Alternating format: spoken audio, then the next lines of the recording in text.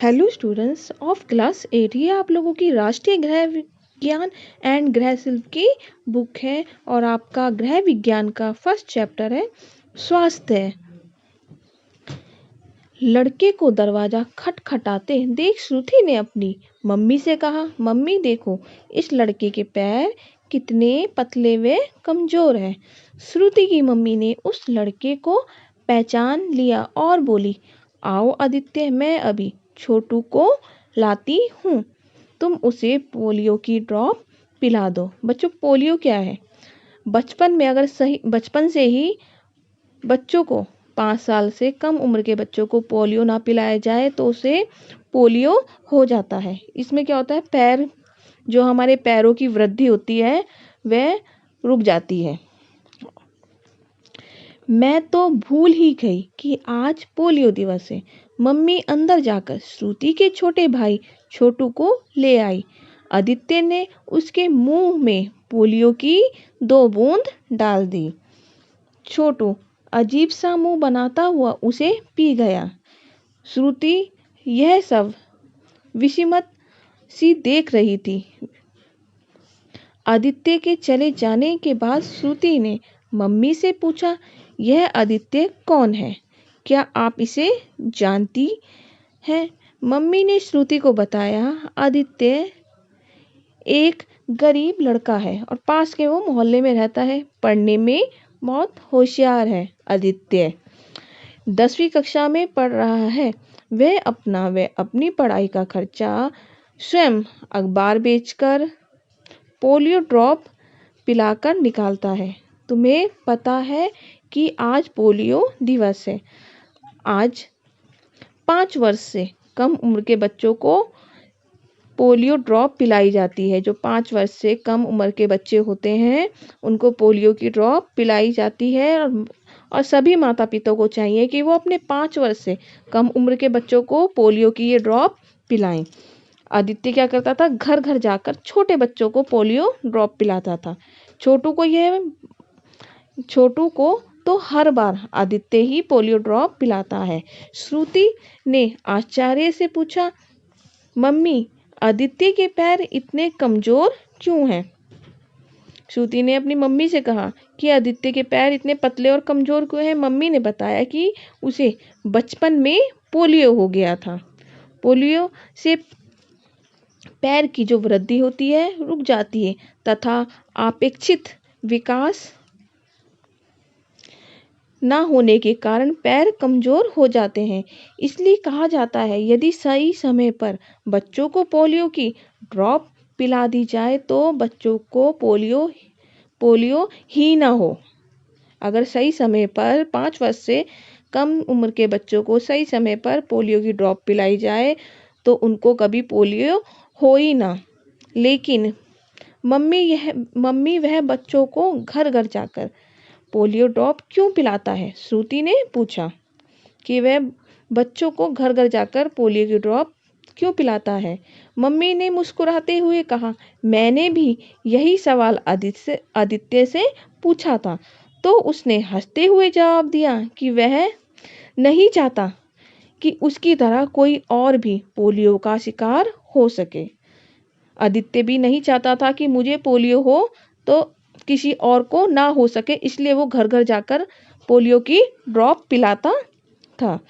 आज तो दवा की भी कमी नहीं है, इसलिए वह चाहता है कि अधिक से अधिक बच्चों तक यह दवा पहुंच सके। पहले दवा की कमी रहती थी मगर आज के उसमें दवाई की कमी नहीं रहती। घर घर जाकर ये पोलियो की ड्रॉप पिलाई जाती है। श्रुति प्रशंसा के भाव से भर उठी, बोली, तब तो आदित्य भैया बहुत ही अच्छे हैं। आदित्य को पोलियो होने के क्या कारण हैं? इसमें किस तरह से बचा जा सकता है? बच्चों, सबसे पहले यह जानना आवश्यक है कि शारीरिक व मानसिक वृद्धि के लिए क्या करना चाहिए ताकि हम स्वस्थ रहें। यह नवजात शिशु की निगरानी, यानी कि हाल ही में जन्मे बच्चों की निगरानी रखना। नवजात शिशु के शारीरिक विकास का उचित मूल्यांकन करने के लिए उसकी वृद्धि की निगरानी रखनी आवश्यक होती है। नवजात शिशु की वृद्धि की निगरानी में 3 बातें प्रमुख होती है। एक होता है आपका शिशु का वजन, शिशु की लंबाई और शिशु की गतिविधियां। फर्स्ट है आपका शिशु का वजन।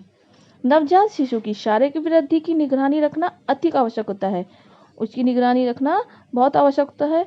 नवजात शिशु का जन्म समय पर तुरंत वजन लिया जाता है। जब उसका जन्म होता है तब उसका वजन होता है, वो सबसे पहले लिया जाता है कि वजन कितना है। सामान्य नवजात शिशु का औसत वजन 2.5 किलो से 3.5 किलो तक होता है। यह वजन अस्पताल में एक विकास पुस्तिका में नोट भी कर लिया जाता है ताकि जन्म के बाद प्रथम सप्ताह में नवजात शिशु का वजन घटता है या फिर बढ़ता है, घटने लगता है या फिर बढ़ने लगता है। नवजात शिशु का प्रत्येक 15 दिन बाद वजन क्या होता है, तोला जाता है और उसी से उसकी शारीरिक वृद्धि का पता चलता है और उसकी शारीरिक जैसे वृद्धि का पता चलता है कि 1 वर्ष में होने के उपरांत बालक का वजन प्रति माह तोला जाता है। वह इस वजन को उसकी विकास पुस्तिका में अंकित कर लिया जाता है। इसी पुस्तिका के से वजन की वृद्धि का पता लगाया जाता है। यदि वजन में वृद्धि अनुपात से बढ़ता रहता है या तो बच्चे की विकास गति को सही माना जाता है। अगर बच्चे की वजन में वृद्धि होती है, जो वजन बढ़ रहा है, घटना नहीं चाहिए, तो उससे उसका विकास गति का पता चल जाता है और सही माना जाता है। लेकिन यदि यह वजन अगर कम हो जाता है तो चिकित्सक की सलाह ली जाती है तथा शिशु के आहार में परिवर्तन किया जाता है। विशेषज्ञों के अनुसार सामान्य शिशु का औसत वजन निम्नलिखित होना चाहिए। जन्म के समय कितना होना चाहिए, 2.5 किलो से 3.5 किलो तक, और 1 वर्ष की आयु तक कितना होना चाहिए, 7.5 से 9.5 किलो, और 2 वर्ष की आयु में 9.5 से 12 किलो। 3 वर्ष की आयु पर 12 किलो से 14 किलो तक होना चाहिए। अब है शिशु की लंबाई।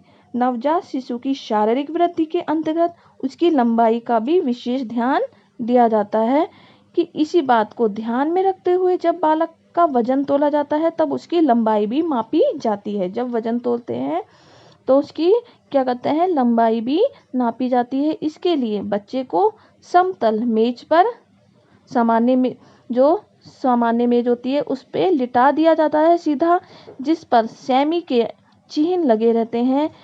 उसके सिर से लेकर एड़ी तक की लंबाई को माप लिया जाता है और उसके सिर से लेकर जो एक टेबल होती है उसमें क्या लगी रहती है, सेमी लगी रहती है कि इतने इंच या 1 इंच 2 इंच इतनी दूरियां उसमें लगी रहती है। जैसे स्केल होता है आप लोगों का, तो उससे माप लिया जाता है लेट के सर से लेके एड़ी तक। इस लंबाई को उसके विकास चार्ट में अंकित कर लिया जाता है और उसको जो एक विकास चार्ट होता है जिसमें हम किलो चेक करते हैं, वजन चेक करते हैं, और उसमें लंबाई भी लिखी जाती है। बालक की लंबाई के आधार पर उसकी वृद्धि का ज्ञान होता है। इससे इस बात का ध्यान रखा जाता है कि बालक की लंबाई सही रूप से बढ़ रही है या नहीं। जन्म के समय शिशु की औसत लंबाई 50 सेमी होती है तथा वृद्धि क्रमशः बढ़ती रहती है जो निम्नांकित है। जैसे यह है, जन्म के समय कितनी होनी चाहिए, 50 सेमी से 55 सेमी, और 1 वर्ष की आयु में होती है 75 सेमी से 80 सेमी, और 2 वर्ष की आयु में होती है 90 सेमी से 95 सेमी, 3 वर्ष की आयु में होती है 98 सेमी से 103 सेमी, और 4 वर्ष की आयु में होती है आपकी 105 सेमी से 110 सेमी। बालक की लंबाई याद करते हुए उन कारकों को ध्यान में रखा जाता है जो वंशानुगत पीढ़ी दर पीढ़ी चली आ रही है। शिशु की गतिविधियां। नवजात शिशु के जन्म के पश्चात उसके शरीर का धीरे धीरे विकास होने लगता है। नवजात शिशु होता है, उसके जन्म के बाद उसके शरीर का क्या होता है, धीरे धीरे विकास होने लगता है। यह विकास उसके पोषण पर निर्भर करता है और उसका विकास किस पर निर्भर करता है, उसके खान पीन पर निर्भर करता है। उपयुक्त व संतुलित पोषण व बालक की मांसपेशियां एवं नाड़ियां मजबूत होती है। संतुलित पोषण द्वारा बालक की क्या होती है, मांसपेशियां नाड़ियां मजबूत होती हैं तथा इसी के द्वारा बालक अनेक गतिविधियों प्रारंभ करता है। चूंकि नवजात शिशु स्वयं कुछ भी नहीं कर सकता, क्योंकि जो प्राय जन्मा हुआ बच्चा होता है वो स्वयं कुछ नहीं कर सकता, ना तो वो उठ सकता है और ना बैठ सकता है और ना ही वह खड़ा हो सकता है। वह तो सिर्फ केवल रोकर अपनी बात को दूसरों को कह सकता है। उदाहरण के लिए भूख लगने पर शिशु रोता है, बोलकर भोजन नहीं मांग सकता। बालक की कुछ गतिविधियां विभिन्न विशेषज्ञों ने उसके विकास क्रम के आधार पर बताई हैं जो अंतर्लिखित है।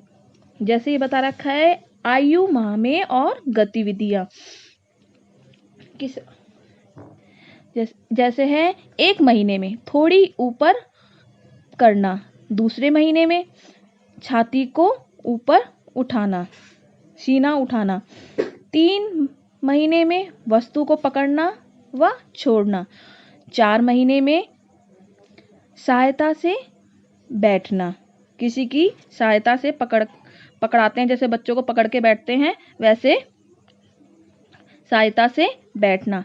5 माह से गोद में बैठना और वस्तु पकड़ना,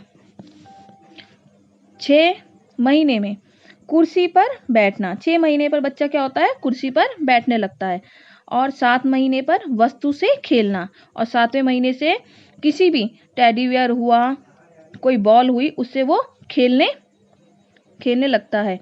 8वें महीने पर सहारे से खड़ा होना, 8वें महीने पर वो सहारा लेकर खड़ा होता है। 9वें महीने में फर्नीचर पकड़कर खड़े होना, 9वें महीने पर क्या करता है, वो किसी चीज को, कुर्सी टेबल किसी चीज को पकड़ के वो खड़ा होता है। 10वें महीने पर घुटने के बल चलना, 10वें महीने पर वो अपने घुटने के बल पर वो आगे चलता है। 11 महीने में सहारे से चलना, 11 महीने से वो सहारा लेके चलता है, जैसे किसी चीज को, कुर्सी हुई, टेबल हुई, उसको पकड़ के धीरे धीरे आगे चलना। 12 महीने में फर्नीचर को पकड़कर ऊपर चढ़ना। 12वें महीने में बच्चा क्या करता है, जैसे पलंग होता है तो उस पर ऊपर चढ़ जाता है, उसके ऊपर वो चढ़ने की कोशिश करता है या फिर वो उसको पकड़कर चढ़ जाता है। 13 महीने पर सीढ़ियों पर चढ़ना। 14 महीने पर अकेले खड़ा होना, 14 महीने में क्या करता है, वो बिना सहारे बिना डर से वो अकेला खड़ा हो जाता है। 15 महीने में अकेले चलना, 15 जो महीना हो जाता है बच्चे को, वो अकेले चलने लग जाता है, यानी कि वो दौड़ने भागने लग जाता है। वृद्धि निगरानी से लाभ। नियमित संरक्षण एवं समय समय पर आवश्यक टीके लगवाने से बच्चे के सर्वांगीण विकास में सहायता मिलती है। परिणाम स्वरूप रोग के जीवाणु शरीर में अपना प्रभाव स्थापित नहीं कर पाते और शरीर हमारा क्या रहता है, स्वस्थ रहता है। यदि शरीर की प्रतिरोधक क्षमता, हमारे जो शरीर की प्रतिरोधक क्षमता कम हो जाए तो, यानी कि बीमारी से लड़ने की जो क्षमता है वो कम हो जाए तो अनेक रोगों के शिकार हो सकते हैं।